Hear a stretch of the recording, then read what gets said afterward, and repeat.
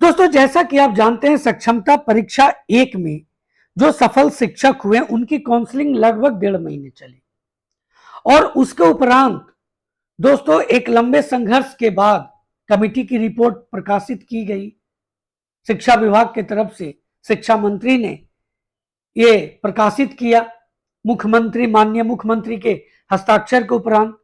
और यह भी सामने आया कि एक सॉफ्टवेयर के तहत 10 विकल्प देने होंगे और उसके बाद शिक्षकों की पोस्टिंग कर दी जाएगी और जिनका ट्रांसफर करना है वो कर दिया जाएगा।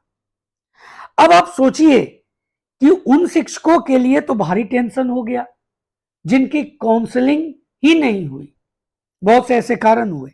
अब वो सक्षमता परीक्षा 1 में जो सफल शिक्षक जिनकी काउंसलिंग नहीं हो पाई, जो काउंसलिंग से वंचित रह गए, उनके लिए अब एक नया अपडेट आया है। जो फेक पकड़ाया है, जिनका भी सर्टिफिकेट प्रथम दृष्टया फेक पाया गया है, उनकी भी खैर नहीं है, उनके लिए भी अपडेट आया है, जो आप ये दूसरा पॉइंट देख रहे हैं। और सबसे बड़ी बात दोस्तों, जो डाउटफुल कैंडिडेट हैं उनको भी अब क्या करना होगा, इसको लेकर के भी एक अपडेट सामने आया है। ये पूरे लेटर को मैं आज आपके बीच में रखूंगा और इस पर पूरी चर्चा करूंगा। दोस्तों, जो भी अपडेट यहां पर आए हैं वो मैं आपके बीच में रखूंगा। चैनल पर नए हैं या अभी तक चैनल को सब्सक्राइब नहीं किया है तो चैनल को सब्सक्राइब कर ले, अधिक से अधिक शेयर कर दें ताकि सभी शिक्षकों को इसका लाभ मिल सके। ऐसा नहीं है कि सिर्फ इनके लिए इंपॉर्टेंट है ये वीडियो, बल्कि उन सभी शिक्षकों के लिए इंपॉर्टेंट है जिनका सर्टिफिकेट प्रथम दृष्टया फाउंड करेक्ट भी पाया गया है, उनके लिए भी अपडेट है। तो बहुत ध्यानपूर्वक देखने और समझने की जरूरत है। तो चलिए वीडियो की शुरुआत करते हैं। अब देखिए, यहां पर आप लेटर देख रहे हैं, स्थानीय निकाय शिक्षक सक्षमता परीक्षा 2024 प्रथम में जो सफल अभ्यर्थी हैं उनकी काउंसलिंग के संबंध में निदेशक माध्यमिक शिक्षा के अध्यक्षता में दिनांक 15/10/2024 को संपन्न बैठक की कार्रवाई के संबंध में यह लेटर है कि उसमें क्या क्या बातें हुई और क्या अपडेट सामने आया। देखिए, उपस्थिति संचिका में संधारित। अब उपस्थिति संचिका में संधारित जो है क्या है, तो यहां पर ध्यान देने की बात है, स्थानीय निकाय शिक्षक सक्षमता परीक्षा 2024 प्रथम में जो भी सफल अभ्यर्थी हैं उनके काउंसलिंग के संबंध में निदेशक माध्यमिक शिक्षा की अध्यक्षता में 15/10 को पूर्वाह्न 10 बजे एक बैठक संपन्न हुई। बैठक में नोडल पदाधिकारी, विभागीय कमांड और कंट्रोल सेंटर द्वारा जिलों में दिनांक 13/9/2024 तक, देखिए 13/9/2024 तक पूरी काउंसलिंग संपन्न हुई थी। जो काउंसलिंग का आंकड़ा सामने आया वो प्रस्तुत किया गया, प्रतिसंलग्न किया गया। इसमें भी मैं आपको दिखाऊंगा कि क्या किया गया है और उसके अनुसार जो स्थिति निम्नवत है वो क्या है, देख लीजिए। यहां पॉइंट नंबर 1 देखिए, दिनांक 13/9/2024 तक काउंसलिंग कार्य के लिए निर्धारित लक्ष्य के अनुसार 1,87,818 अभ्यर्थियों का काउंसलिंग किया जाना था।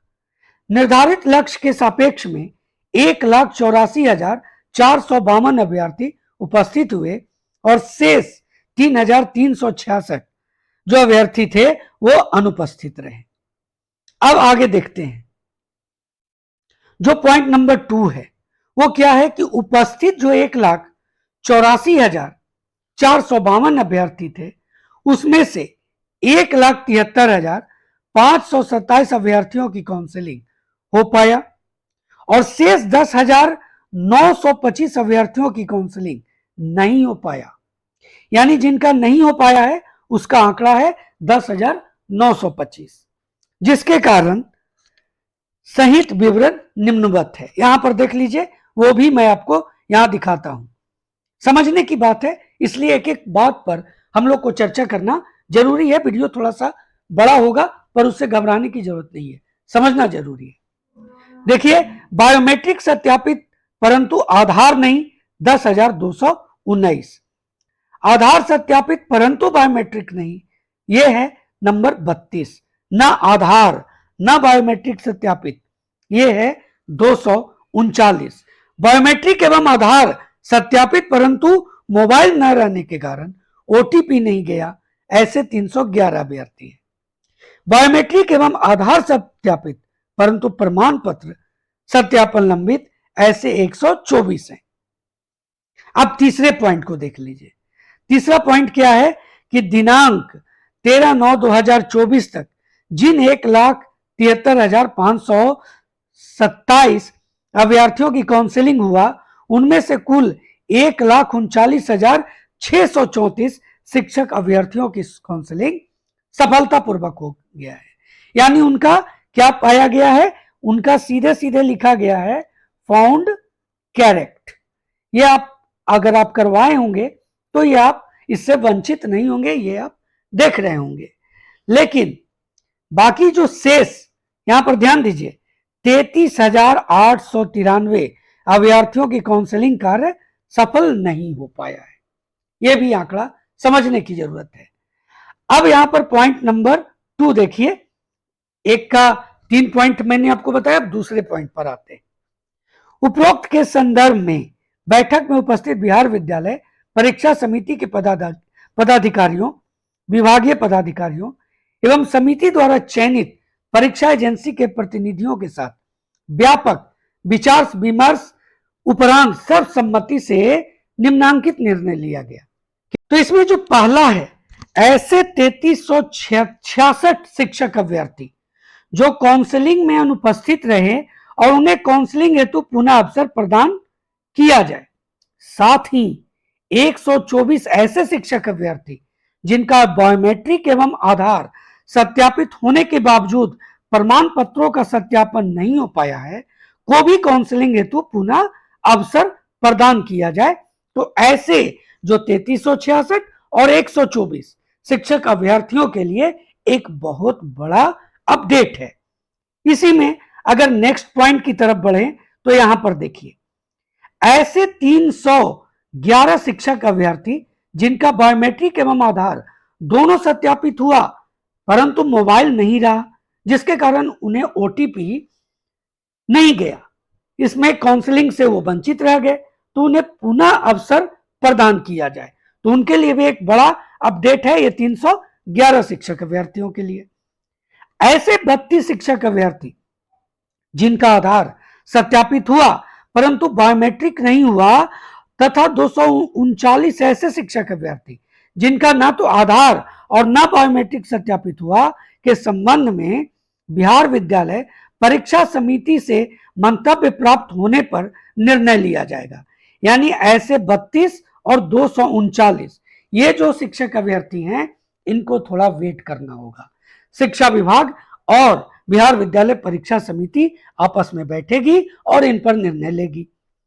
उसके बाद जो नेक्स्ट पॉइंट है, जो 10,219 शिक्षक अभ्यर्थी हैं जिनका काउंसलिंग के दौरान बायोमेट्रिक सत्यापित हुआ परंतु हुआ क्या, नाम में अंतर पाया गया, जन्म तिथि में अंतर पाया गया, आधार संख्या गलत प्रविष्टि मिली, इन सभी कारणों से आधार सत्यापित नहीं हो पाया।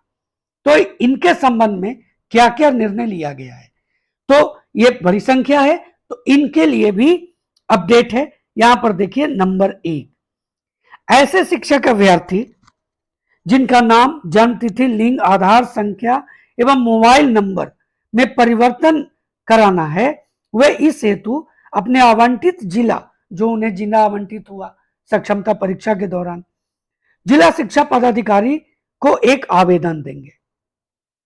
दूसरा, अभ्यर्थी द्वारा दिए गए आवेदन के आधार पर संबंधित जिला कार्यक्रम पदाधिकारी स्थापना द्वारा संशोधित नाम, जन्म तिथि, लिंग, आधार संख्या, मोबाइल नंबर की प्रविष्टि बिहार विद्यालय परीक्षा समिति द्वारा विकसित जो सॉफ्टवेयर है उस पर किया जाएगा एवं अभ्यर्थी द्वारा दिए गए आवेदन को भी अपलोड किया जाएगा। समझ जाइए क्या क्या करना है। अभ्यर्थी द्वारा पूर्व में जो आवेदन भरते समय अंकित किए गए नाम, जन्म तिथि, लिंग, आधार संख्या, मोबाइल नंबर सॉफ्टवेयर में यथावत होगा पहले जो आपने दिया, और जो इस प्रकार के ओवर राइटिंग इस पर नहीं की जाएगी। इस प्रक्रिया के संपन्न होने पर संबंधित शिक्षक अभ्यर्थियों का बायोमेट्रिक सत्यापन कराया जाएगा, यानी मिलान किया जाएगा और उसके उपरांत फिर बायोमेट्रिक सत्यापन करा लिया जाएगा। जिला कार्यक्रम पदाधिकारी स्थापना द्वारा की गई कार्रवाई का सत्यापन जिला शिक्षा पदाधिकारी द्वारा डिजिटल हस्ताक्षर के माध्यम से किया जाएगा। बिहार विद्यालय परीक्षा समिति द्वारा उपयुक्त निर्णय के क्रियान्वयन हेतु दिनांक 19/10/2024 तक सॉफ्टवेयर में आवश्यक परिवर्तन कराकर विभाग को संसूचित किया जाएगा। नंबर 5 नंबर पॉइंट जो है 200 देखिए, बिहार विद्यालय परीक्षा समिति द्वारा सॉफ्टवेयर में आवश्यक परिवर्तन संसूचित करने के उपरांत जिलों के आवश्यक निर्देश निर्गत किया जाएगा कि दिनांक 30/10/2024 तक, ध्यान दीजिए 30/10/2024 तक प्राप्त आवेदनों के आधार पर सॉफ्टवेयर में आवश्यक प्रविष्टि कराना एवं इनका सत्यापन सुनिश्चित किया जाए। यह समय दिया गया है कब तक? 30/10/2024 तक। यदि किसी शिक्षक अभ्यर्थी के आधार में अंकित नाम के टाइटल एवं मैट्रिक प्रमाण पत्र में अंकित नाम के टाइटल में परिवर्तन होने के कारण आधार सत्यापन नहीं होने की स्थिति में शिक्षक अभ्यर्थी द्वारा न्यायिक दंडाधिकारी के समक्ष दायर किया गया शपथ पत्र प्रस्तुत करने पर उनके नाम एवं टाइटल को सही मानते हुए आधार सत्यापित किया जाएगा। पॉइंट नंबर 3 देखिए, दिनांक 13/9/2024 तक जिले में संपन्न जो काउंसलिंग हुई उसमें 33,893 ऐसे शिक्षक अभ्यर्थी पाए गए जिनमें एक अथवा एक से अधिक प्रमाण पत्र में कोई ना कोई कमी पाई गई। जो डाउटफुल वाले हैं, ये किसके लिए है? जो डाउटफुल वाले हैं उनके लिए है ये। तो इन शिक्षक अभ्यर्थियों के संबंध में भी निर्णय लिया गया है। क्या लिया गया है?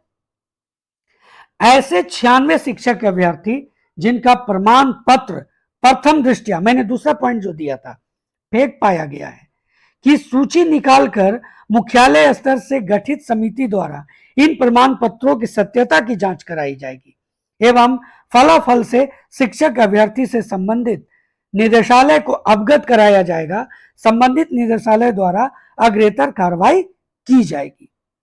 नंबर 2, ऐसे 9,996 शिक्षक अभ्यर्थी जो किसी न किसी प्रमाण पत्र की मूल प्रति प्रस्तुत नहीं कर सके, उसके लिए भी पुनः अवसर प्रदान किया जाए।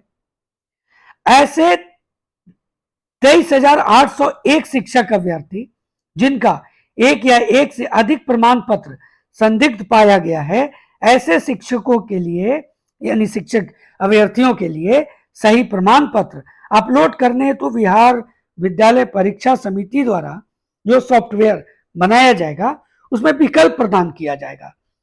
ध्यातव्य हो कि संबंधित शिक्षक द्वारा पूर्व में जो अपलोड किया गया प्रमाण पत्र है वह यथावत रहेगा, उसको नहीं हटाना है। और ताकि जो शिक्षक द्वारा जो अपलोड किया जाएगा ना, उनके दोनों प्रमाण पत्रों का मिलान किया जाएगा और अवलोकन किया जा सके, इसमें यह सब स्पष्ट प्रावधान किया गया है।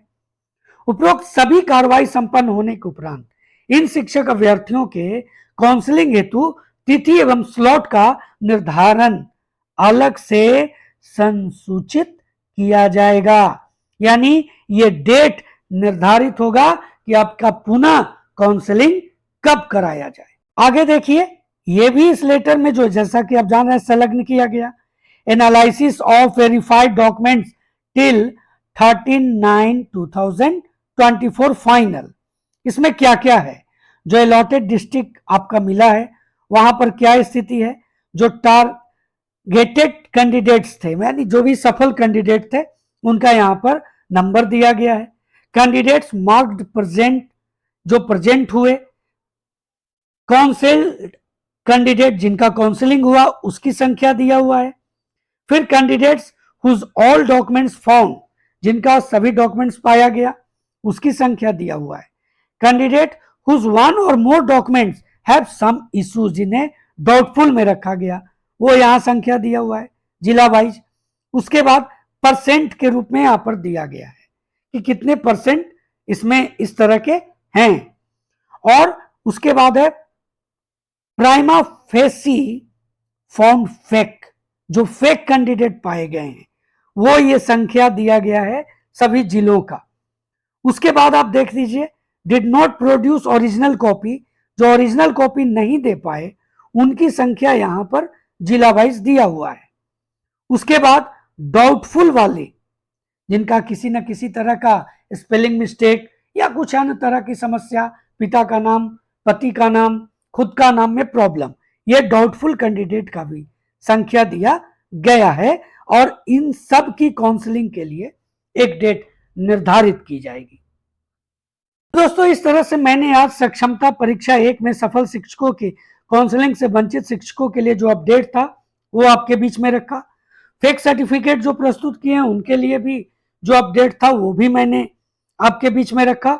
और डाउटफुल कैंडिडेट के लिए भी जो कार्य होने हैं वो भी मैंने आपके बीच में रखा कि किस तरह से सॉफ्टवेयर में अपलोड करना है और फिर काउंसलिंग का डेट आएगा जहां से मिलान किया जाएगा। तो ये एक महत्वपूर्ण सूचना थी जो मैंने आपके बीच में प्रस्तुत की। मुझे लगता है कि आपको इन सभी जानकारी से एक अच्छा ज्ञान प्राप्त हुआ होगा, जिसके आधार पर आप इसमें आगे की कार्रवाई करने में सक्षम होंगे। चैनल पर नए हैं या अभी तक चैनल को सब्सक्राइब नहीं किया है तो चैनल को जल्दी से सब्सक्राइब कर लें और अधिक से अधिक शेयर कर दें और लाइक का बटन जरूर दबा दें। तो मिलते हैं अगले वीडियो में, तब तक के लिए जय हिंद।